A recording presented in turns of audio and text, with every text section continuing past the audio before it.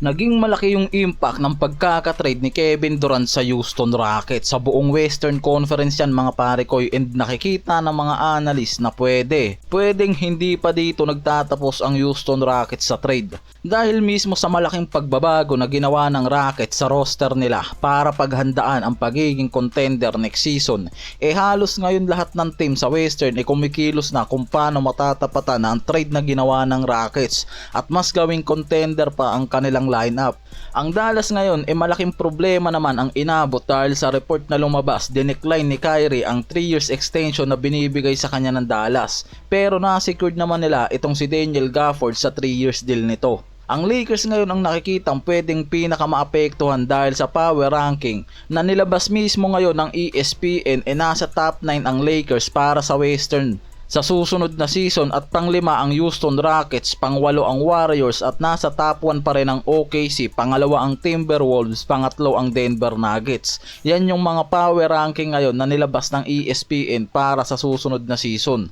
Kaya nakikita na kailangan talaga ngayon gumawa ang Lakers ng hakbang para masolusyonan talaga yung malaking problema nila pagdating sa top tier center sa lineup na magpapalakas sa defensive at offensive depth nila. Dahil nakikita ngayon na hindi pwedeng magpaiwan sa baba ng ranking itong Lakers, kaya pwedeng gumawa rin yung mga to ng isang mabigat na trade para makipagsabayan sa susunod na conference, dahil mas tumitinding araw ngayon talaga ang kompetisyon sa Western.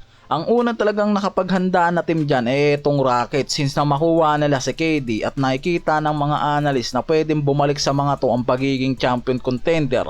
Lalo na kung makakakuha pa nga raw ang Rockets ng isa pang superstar na maiuugnay kay KD. At siguradong hindi papayag yung ibang team sa Western na mapangibabawan nitong Rockets. Nakikita ng mga analyst na hindi papayag ang Lakers na mapag-iwanan sa Western tulad ng Warriors, dahil ngayon nire-resolba na ng mga to ang problema rin nila pagdating sa big man sa lineup. At ayon mismo dito kay Andy Larsen ng The Salt Lake Tribune, kumpirmadong interesado talaga ang Lakers ngayon sa center ng Utah Jazz na si Walker Kessler mga pare koy. Pero nasa maagang proseso pa nga lang daw yung mga to pagdating sa trade talks. Mid-season pa lang kasi talaga mga pare koy, sinusubukan ng araw ng Lakers gumawa ng hakbang dyan para makuha itong si Kessler. Pero sa report nun walang balak pa na bitawan ng Utah Jazz dito sa young center nila. Pero ngayon lang nare-report na pwede na nga raw ilagay ito sa trade market ng Utah Jazz. At nakikita na kung seryoso ang Lakers kay Kessler na makuha sa trade. May isa o higit pang mga free agent na maaaring hindi na mabigyan ng kontrata o pagkakataong mapapirma ng extension sa susunod. Ayon kasi sa Spotrac, ang Lakers ngayon nasa 36 million sobra na sa salary cap na humigit kumulang sa 40.9 million din para sa luxury tax nila. Si Kessler ngayon nasa rookie contract pa lang at merong 4.8 million contract next year.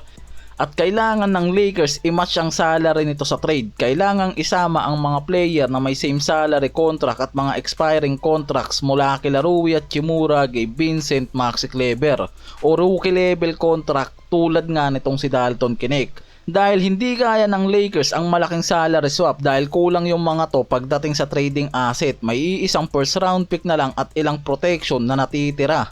Sa kabilang banda, halos kagagaling lang ng Denver Nuggets sa isang postseason na marami ang hindi expected na magagawa nila yan, lalo't itong si Jokic lang naman yung isa talaga sa pinagmumula ng opensa ng mga to.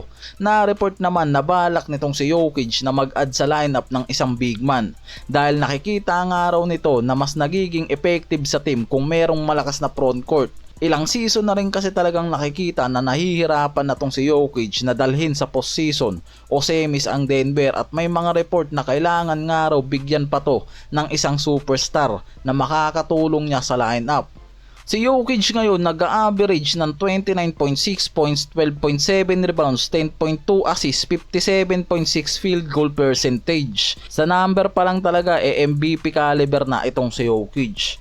Sa Denver, nakakuha yan ng isang NBA championship, 3 MVP awards at 5 All-NBA first team.